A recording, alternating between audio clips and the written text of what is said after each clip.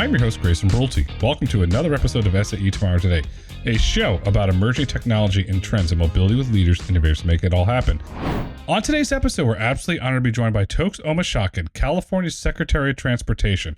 On today's episode, we'll discuss what it takes to manage transportation in California, including EV adoption, infrastructure priorities, and what's next for rail. We hope you enjoy this episode. Secretary Omishakin, welcome to the podcast, sir. Thank you. Excited to join you. Thanks for having us on. Sir, it's very great to have you here. You're in charge of a state with a lot of diversity that is extremely large, and I'll say a lot of personalities in certain sectors of the state. How do you plan for transportation in such a diverse state? Because there's rural parts of your state, there is urban parts of your state, there's the agriculture parts of your state. It's very diverse, and so I'm really curious, sir, how you plan for it from a transportation perspective. It's a very good place for us to start. Look, it's a complicated state when it comes to the vast amount of sort of development patterns that we have. When you think about California, Governor Newsom likes to remind people that it's a state that has a population of 21 other states with nearly 40 million people that live in it.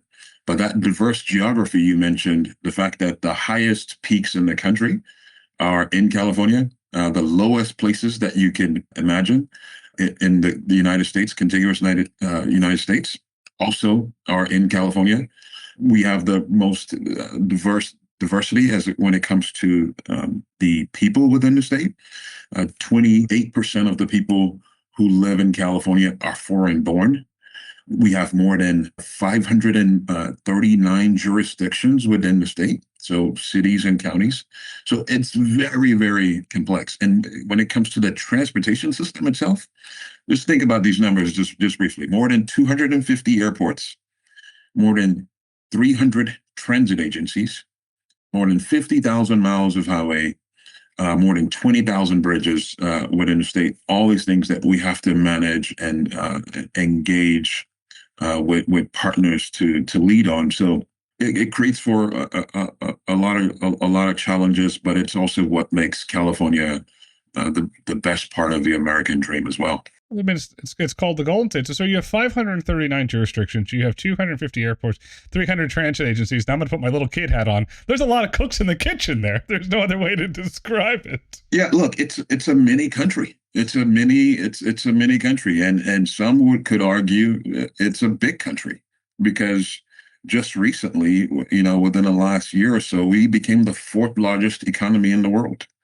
Within the Gavin Newsom administration, we moved up ahead of two countries. We moved up ahead of India, and we moved up ahead of England to now having an economy that is $4.1 trillion annually, our GDP. So it creates, again, quite a bit of challenge, but also there's so much happening, so much excitement happening despite the complications and the challenges as well. You said something very interesting to me with the highest peak and the lowest, and I'm just going to go on assumption. Obviously, the highest is the mountains. I'm pretty close on that. What part of it? Not sure. But then you also have Death Valley, and I'm bringing that up, sir, because climates are different. And in the mountains, you have snow, and then the salt that eats away at the roads, and then in the lower jurisdictions, you have all the climate issues that come with that. How do you prepare the roads for such a diverse climate? Because if from Southern California to Northern California, going to the Inland Empire, the climates are different and the impacts on the roads are vastly different. So true. I mean, that when you're in certain parts of Northern California, the assets that we have stored up, for example, salt beds to address things like heavy precipitation, heavy snow that comes down. A lot of those things you don't see in certain parts of Southern California, for example, in the LA region. You're not going to run into salt beds because you rarely ever have a lot of rain, nor are you going to see snow. But in Northern California, you see a lot of that. So from a maintenance standpoint, our setups are often very different. But the part that's, again, that sort of really complicates things so much is the fact that we have mega regions within the state. When you think about it, the fact that the LA region is like a state or a country unto itself. The county of LA has a population of about a little over 10 million people, just LA County alone. So, one of our largest county. So the transportation system and needs there quite different from, let's say, the Inland Empire, for example.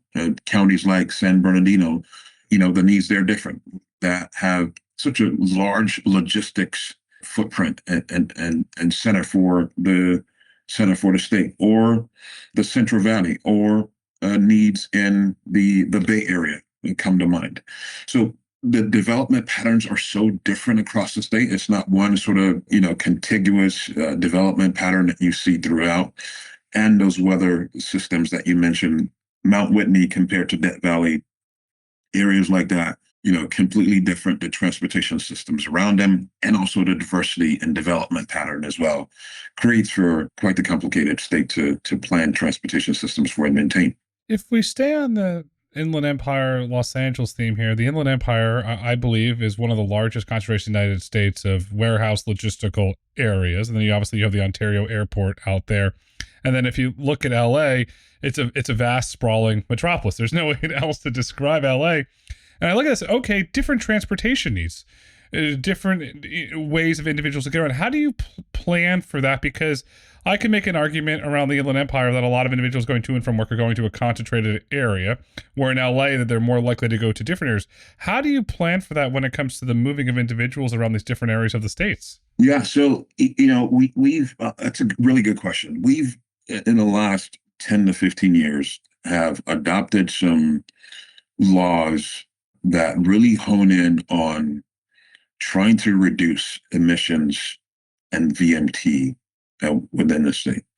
And that's those regulations and policies are guiding a lot of how we are planning and building out the transportation system of the state. But our administration, myself, as a part of that, we've taken the approach that we can't have a one-size-fits-all approach to addressing the needs for people in the state, because they're so unique, like we just talked about before. And one of the biggest examples is one of the things that you're highlighting, which is, if you're in the Inland Empire, I'll take it even a step further north than LA. But if you're in the Inland Empire and you compare it to, let's say, the Bay Area, which has the densest counties in the state, like Alameda County, so the counties surrounding San Francisco and San Francisco itself, those are the densest places compared to the Inland Empire. Quite different. Inland Empire, you mentioned it, top 10 when it comes to logistics centers and warehouses with the transfer of goods. You need a highway system that can support those heavy truck volumes that are moving in and out of the county, headed to the eastern side of the country. You need a highway system, a highway infrastructure that can heavily support the fact that it's such a major logistics hub. In San Francisco, quite different. You have the densities, you have the development pattern, you have the population. The focus there, no doubt, has to be, how do you optimize the existing system, the existing highway infrastructure there as much as possible, and also make sure that it can be as multimodal as possible. So making sure that the transit system can be one of the best that you can possibly operate, making sure that walking and biking facilities are also built into the system as well. So, and not to say that the Inland Empire doesn't need that as well. Absolutely need multimodal investments like rail and buses and walking and biking. But the need in a more dense area, very different from an Inland Empire type of setup when you compare those two areas. You said something, and you're spot on, sir, with we're not taking a one-size-fits-all approach. Are you getting insights from the local community? Is it the local regional stakeholders or transportation organizations? Or where are you getting that insight as you go from a planning perspective? Okay, it makes a lot of sense to put bike lanes here, put EV charging here, put rail, bus there. Is that from the local stakeholders? Is that where you're getting that feedback? Or how are you developing and implementing that strategy? It's a combination of both. Our organizations like CalSTA, that I lead, and organizations that it oversees, like Caltrans, that a lot of people are probably more familiar with, have professionals that have been seasoned and been doing this type of work for many years, like traffic engineers, civil engineers, planners, landscape architects. All these folks have these backgrounds and the training to understand what different types of development patterns need and where we want to lean the state towards as well from a transportation system and a land use standpoint. But also, our work doesn't happen in a vacuum at all. It's one of the things that we've been very intentional about in this administration is to make sure that we're listening to cities, we're listening to our counties and mayors and supervisors and the populace itself, and helping them to guide the decisions that we make. So we have the expertise and the knowledge and the training of what engineers and planners and scientists are supposed to do, but we don't just say, "Oh, this is what we want to do," and we just go do it. It's done in coordination and in partnership with local governments, our counties, our NPOs, and the people who live in our state as well. When you're holding those stakeholder meetings, I lived in California years ago, and I remember the two top issues, sir, was traffic and parking when you went to a city council meeting. Is that still the top of the ballot? Yeah, no doubt. No doubt. Look, I would add to that probably congestion, but I mean, yeah, well, actually, that's the traffic point. I'm assuming that's the traffic thing. Yeah, traffic. Yeah, traffic congestion and and parking is, depending on where you are in the state, I think are top issues. But look, if you go to again, I keep going back to the Bay Area and some of our places where where you have the larger populations, you may hear those same issues and questions around, especially traffic or congestion. But what you're probably going to hear right up next to it, related to the needs, or how do you create a more robust transit system, public transportation system? So how do you make sure that rail and buses can be more integrated into the transportation system of the state, like BART and Muni that serve the Bay Area so much, Ace Transit, all those transit organizations in the Bay. How can that be more integrated into the transportation system of the region so that it can possibly be a default option or default choice for mobility? Not that every single time a trip that needs to be made is in a personal vehicle. That's great because SoCal's the home of the car. The hot rods were invented in SoCal, and it's part of the culture. In rail throughout there's various parts of the state where rail makes a lot of sense, but then you sit in local city council meetings. Well, I want rail, but not in my backyard. Oh, I like rail, not in my backyard. It always somehow creeps up. How do you overcome that? Because if you look at the numbers that rail can move, it can move thousands of individuals versus, say, 2 to 3 or even one person individual in a car. How do you overcome that not in my backyard scenario that overplays itself over and over again? Yeah, it's a really important question. Because I just mentioned the fact that we don't develop and plan and maintain the system in a vacuum. Like, we just don't go out there and say, "Hey, this is what we want to do. Good luck. We are the big bully on the block, Caltrans, and this is just what we're going to do." We don't operate that way at all. At least we try to be intentional not to come across that way in any way. But we also have a responsibility. And just think about any other factions or sectors rather in government. For example, the military, they have a job to protect and defend the country. We can't, just go out there and say, "No, don't, we don't want you to defend us this way," because again, they have the training, the generals and the majors, and they have the training to understand how to, protect and defend. We have the expertise, but again, part of our responsibility is to try to educate as much as possible in partnership, local partners and community stakeholders about, the choices and options. You don't want rail in your backyard. You're NIMBY about it. Well, here again is what this possibly means from a environmental standpoint, from an economic standpoint, as far as job creation and savings for you from a transportation mobility standpoint, from a public health standpoint, from a safety standpoint. So it's our job to showcase to the public and educate them as much as possible about here are the upsides, here are the challenges, not to sugarcoat it. Here are the challenges with doing it. But if we do it, here's the upside. And it's been noted around the world. You go to Europe or you go to Asia, here are the benefits that they get from building a system like this, and leave it up to the community ultimately as well to be able to say, look, you know what? I want that. That will be great for my city or my community. If you look at London, for example, since you brought up international, they have the Oyster card. So I go on the underground and hop on the bus. All the tap of my Oyster card or now the phone, and it's convenient. And to give the audience an example, I can go from Heathrow to downtown London on the underground under 15 minutes. In the car, it's an hour and a half. And that hour and 15 minute savings is priceless. Is the key to this having a seamless payment integration for multimodal where it's like, oh, I got to get this card out, I got to tap this, I got to tap that? Is it a seamless payment integration that could allow this to potentially scale? Such an important question that you're asking there.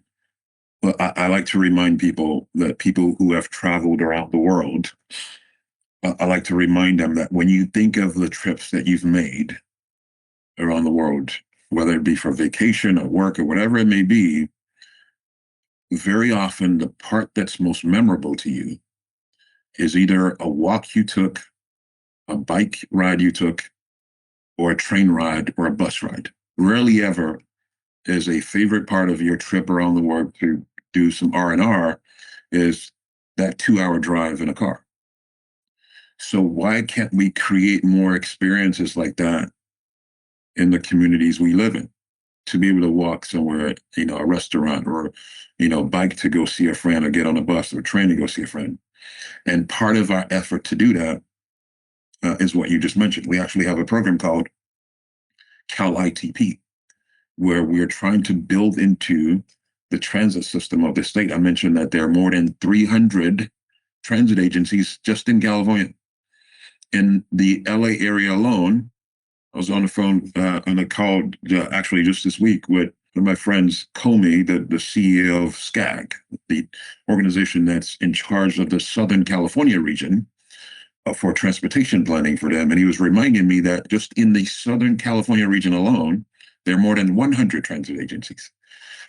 So to your point, the more seamless we can make it, when you're in Europe, in England, you can just grab your phone and just tap, or you have a credit card or tap.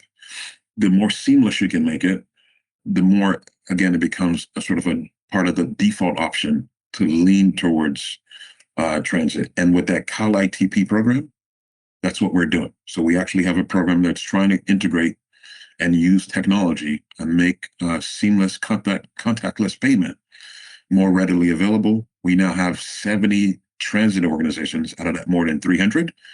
70 who have now adopted the CalITP program, where you can just use your phone, use a credit card or that company's card to be able to tap to use multiple transit systems. Is the goal to connect all 300 transit systems to the same platform? So if I'm in San Diego, then I go to Bakersfield, then I go to San Francisco, I was like, oh, I don't have app fatigue. I can just continue my journey seamlessly. Is that the goal? Yes, as much as possible. Look, that's a tall task. I'm not even going to pretend as if that won't be challenging to do. But as much of that as we can do as possible, I think there are going to be some transit agencies and operators in the state who are going to still want to be independent. They'll have their own system, if you will, but they adopt this type of technology. But they won't be integrated into everybody else's, our statewide CalITP program. But very much something that I think everybody's aware of. For example, all these international populations, we're going to see them arrive in California in 2.5 years, almost 2 years from now, for the games, for the Olympics. And that's going to be one of their expectations, is that they're coming from Europe and coming from Asia and some parts of South America and Africa. They're going to want to see an integrated system. Like if I need to get to Orange County, and I'm in LA County, how do I get there and not use 3-4 different transit agencies? Tapping, having to buy different cards at different stations. It needs to be as seamless as possible from all the venues across the state. Sir, I wish you well. I mean, when I see the 2028 Summer Olympics coming, I said, oh boy, this logistics. This is a logistical masterclass. And transportation is going to be the core of it because let's just call spade. Individuals be in LA for the games, and they're going to want to go see Mickey Mouse down in Anaheim, and that's quite a journey to go. And then you have individuals who want to go from downtown to Westwood and various different parts. How do you? And you have the airport. How do you plan for all these different what if scenarios based on common patterns of what individuals are going to want to do while they're visiting for the games? Look, another thing that is such a heavy lift. I mean, I mentioned how complex the state is already in managing the transportation system for it, but the complexity of having to prepare for the games and have a successful games and a seamless transportation system that surrounds it, boy, a tall order. But I think we can do it. I believe in the folks that are working on this. Our team, Caltrans, the different districts, headquarters in our different districts, and also the local partners who are really the leads on this. Part of the reason why I think we can do it is we've hosted the games more than any other state in this country. We've hosted the Olympics 3 times. We've also hosted the Super Bowl 14 times. And we're the second most, when it comes to states. We've hosted it second most. I think Florida maybe just a little bit ahead of us. So we're used to having these big events come here, but these are going to be one of the biggest games. And the projection now, as I mentioned, the Super Bowl projection, if you can just imagine this, the Olympics is going to be 7 Super Bowls every day. Each day, in the size of 7 Super Bowls, one day for more than 2 weeks. So you're talking about 3 weeks plus of having 7 Super Bowls a day. That's how intense and large this is going to be. And the transit system, transportation system rather, I would put it at number 2 as the most important thing that we need to address.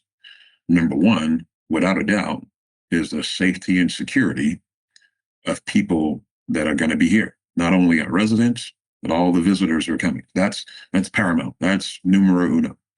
But after safety and security, the next most important thing that we need to do is have a strong and seamless and safe transportation system.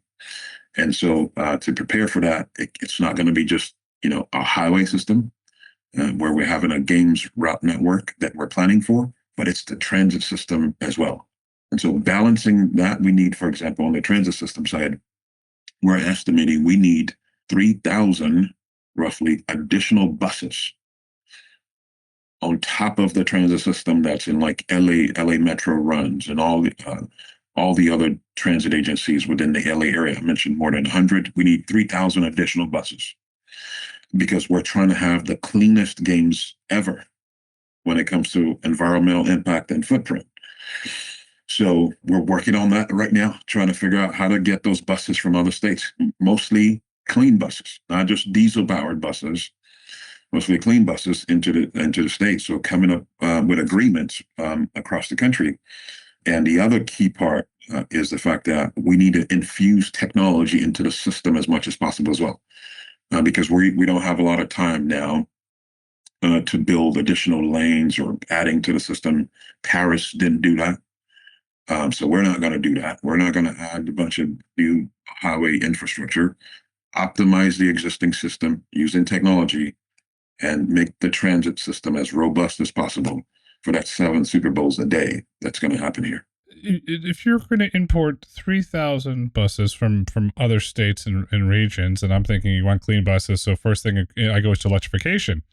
Then I said, okay, well, how many substations are you going to have to take over to put charging infrastructure? It just seems that once you solve one problem, sir, it seems like there's 2 and 3 and 4 more things that you have to go tackle. Yeah, no, absolutely. And, part of what we're thinking about, to your point, is also when we say clean, we're thinking at least cleaner. So CNG and hydrogen possibly is a part of it as well, not just only electric, but anything that's cleaner than diesel is going to be very helpful for us through that period. But to your point, a lot of the charging infrastructure we have are for, for light duty vehicles because it's the biggest part of the EV market within the state. And we have to make sure we continue to grow the ability for the bus charging that we're going to need. Some of that's going to be temporary. It's not going to be all permanent bus heavy duty charging infrastructure. We're not going to be able to do it. Some of it's going to be mobile charging infrastructure that we bring in to charge all those buses. But no doubt, I'll give a lot of credit to LA Metro, the CEO down there, Stephanie Wiggins, Mayor Bass, for all the work that they're doing. And this has been a priority for Governor Newsom as well. But we're very much thinking about exactly what you just said. And then will you look to, since LA's traffic is notorious, then if you factor in 7 Super Bowls a day, I'm just going to go, oh, wowzerville. You've got a lot more there. Will you strategically position the electrical charging infrastructure so if a bus is at, say, down in Santa Monica versus downtown, you don't have to run this chance where it's strategically placed to ensure that it has enough top up to get to, say, the main depot? Because I'm assuming at some point there'll be, if you want to call it a main depot charging, where you may have satellites that will support it during the day when they're out. Absolutely. I'm not as closely involved to the planning for that as of now. Our administration, the Newsom administration, we're actually going to be, I think a lot of people know this, we're going to be out of office by the time the games come around in 2028 because we leave in January of 2027. But nonetheless, we're trying to make sure that we create a foundation, build a foundation now, despite the fact that some people are going to be taken over from us along those lines. And the last briefing I got on this, very much what you just described is being thought through on what we're calling the Games Route Network, the GRN. We're thinking about all those things, like where the people who are not a part of the games, the residents of the state, how we're going to make sure that they're appropriately taken care of and detoured, making sure that the Games Route Network itself, the people who are going to be back and forth on buses, making sure that's well planned. And also the charging infrastructure, where it's appropriately located so you don't have to travel on a bus a long distance to get it charged. All that's being thought through right now with a full master plan, transportation plan that we're calling the GRN, the Games Route Network, that's thinking through and planning for all those things. I'll add one more level of complexity. I keep using that word. One more level of complexity to this challenge, and it's the fact that we have the busiest port complex, as far as seaport complex, in the entire Western Hemisphere. We have them based right where the games are going to be taking place. So the Port of Long Beach and the Port of LA combined have nearly 20 million TEUs, that when it comes to containers that are coming into what we call the San Pedro Port Complex annually. And so the summer happens to be one of the busiest months because it's getting ready for school season, back to school, and the winter season. That's when a lot of goods and supplies start to come in those months. June, July, August, volumes pick up. So right as we're hosting the games, all this volume of freight is going to be coming in. So we're actually coming up. Just had a short briefing on that as well. How do we make sure that that's not disrupted as all those containers and trucks come into the state? And they need to be dispersed through different parts of the state, and also many times headed north and headed east out of California. Have you thought about, and this is just the curiosity, how to perhaps dedicate intermodal lanes during that time? So if it's going west or it's going north, get to a certain point, you want to say east enough in the state where it's not going to have any impact on traffic, to have a dedicated lane to say point X. Have you thought about that perhaps at all? I think that's part of what we're thinking about is, the possibility of temporary lanes to address things like that. And I can't promise that that's something that we're going to be able to do. But we have roughly 2.5 years to possibly figure out something like that. But that's something we're no doubt thinking about. You mentioned the fact that, LA is car central already. You got all this car volume, then you got the freight truck volume, and then you bring in, these big events, these big games. We actually have, didn't even mention this, we actually have the World Cup that's starting in about a month and a half here that's going to see a lot of international populations descend upon California as well. So that's a bit of a precursor to what you're going to see with the Olympics. So all these things we're planning for and thinking about, but it is not it's no small feat. But we think we can get there. And by the way, I just learned this the other day. I completely forgot about this, but I was being reminded of the fact that in 1984, when LA hosted the Olympics, the last time it was held in California, there was actually no bus or actually no rail system, rather, in Los Angeles at the time. We had uprooted the rail infrastructure that existed in Los Angeles County. So in '84, when Carl Lewis was, the talk of America winning the gold medals, people were getting around, and it was all by car. If you can imagine it, just imagine that the world centered on LA, and there was no rail system to support that movement. Even though our population has grown significantly, and I'm not trying to reduce the complexity of the challenge that's before us, I think the upside compared to then is the fact that now LA Metro has several rail lines, a vast transit system, and so are all the other organizations like MetroLink, so many other organizations, OCTA, that provide transit and rail and bus service throughout the region. So I'm open, prepared, and ready to deliver for the state and the U.S. and the world. Now, on a non-transit point, the '84 Olympics, produced by David Wolper, you remember all those great images out of the Coliseum, these iconic Americana images. I wanted to say that and so I'm looking forward to seeing in 28 what those images look like. And I have a friend, and he's listening, so I'll remove his name. And he has bought the entire World Cup tickets the whole way through, and he's flying all over the United States and Mexico to go to these games. He's dedicated, and so he's going to be going into your airport. The Horseshoe, famous, infamous, any which way you want to call it. How do you handle, from an airport perspective, this influx that's going to come? Yeah, so I mentioned the fact that there are 250 airports within the state. And that when I say airports, I mean these are what we call general aviation and municipal and commercial airports. One of the largest, obviously the largest and busiest within the state, is LAX.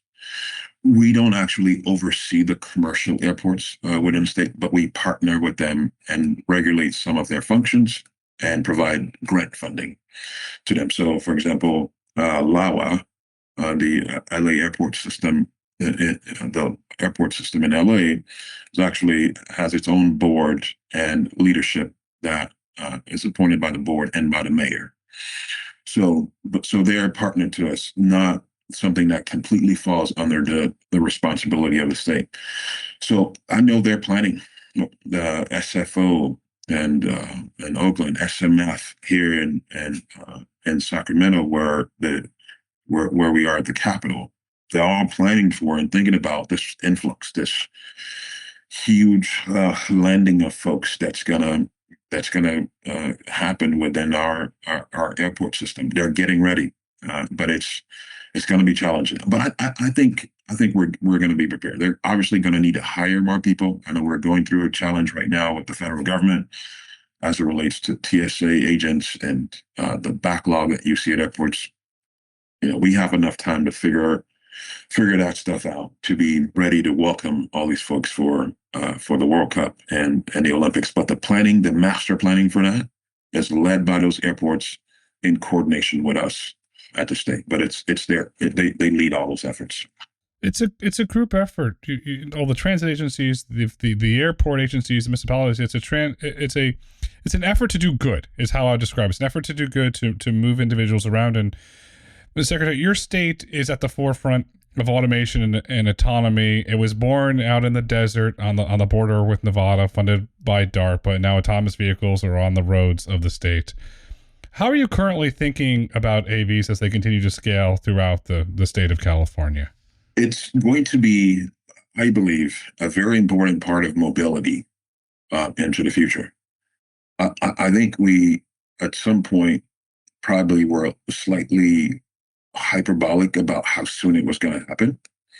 But it's come quite a long ways nonetheless. I think probably about 15 years ago, there was a lot of talk. I remember I was transportation official in Tennessee at the time. The talk was that at that time that the children that we were having then, by the time they got to the age of having a driver's license, they won't need a driver's license at all because 40% of 35 to 40% of vehicles on the road will be autonomous.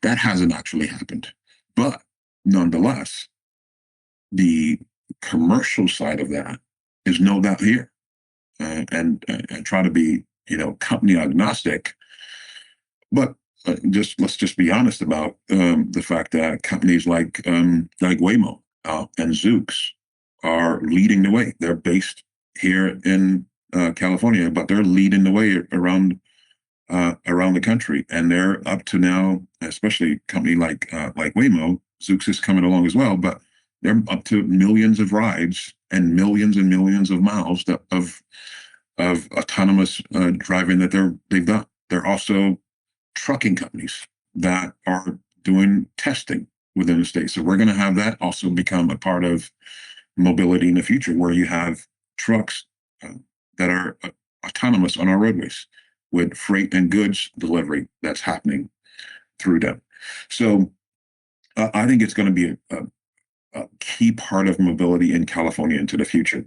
One of the things that we are doing is the fact we're updating our regulations related to this. So it's going through the process that it needs to go through within our state. But by May of this year, we're going to have new updated regulations on how we govern autonomous vehicles in California. And one of them that I alluded to is that these new regulations will now permit the ability for trucks or vehicles that are 10,000 pounds and over to be tested on our public roadways. Today, you can't do that. But 10,000 pounds and over, so heavy duty trucks, will now be able to use our system. And we are also coming up with some additional regulations and guidance around how law enforcement can cite and engage with autonomous vehicles as well. So we're making a lot of advancements here. This is, again, I think it's going to be a really central part of mobility in California into the future. And you go to San Francisco today or Los Angeles today, you can hop in an autonomous vehicle without a driver and get to whatever destination you're looking to get to. Pretty incredible. Autonomy is being built in California. It's being deployed. It's also being exported. And you're right to highlight law enforcement. I was in Dallas 2 days ago and I met with Dallas PD. And the amount of information these individuals had on autonomous vehicles and the knowledge they had was fascinating. So to the Dallas PD, thank you for the wonderful conversation about how you're looking to do it ahead of with it there. Mr. Secretary, sir, January 2027, sir, is going to be here before you know it. As you prepare for that exit, as Secretary Omishakin, what would you like your legacy to be? Really good question. Really, really important question, because, we get into this space to truly be public servants, to lift up people and communities. Our bottom line is very different from, a for-profit entity. Our bottom line is, how did you improve the quality of life for the people you serve? That's it. It's not how much money you brought in or how much revenue you generated in your tenure, in your opportunity to lead and serve. How did you make life better? How did you make quality of life better for people? That's as simple as it can get as far as performance measurement or expectations. And so I like to think that we, in our tenure, that we as a team, not just myself, but our entire team, that we fought the good fight, that we were making things better for people. And the 4 things that I've outlined as priorities with our team, as what we call our core 4, is safety of the transportation system, climate action, improving transportation as from a multimodal standpoint and environmental standpoint. It's 2. Number 3 is equity. How did we make life better for communities that have been overlooked and underserved for years? So not just the affluent and the well-to-do, but how did we lift up people that may have been left behind because of their region that they live in, because of how much money they make or what they look like? What did we do there? And finally, economic prosperity is the fourth one of the core four. How did we improve the ability for any person in the state?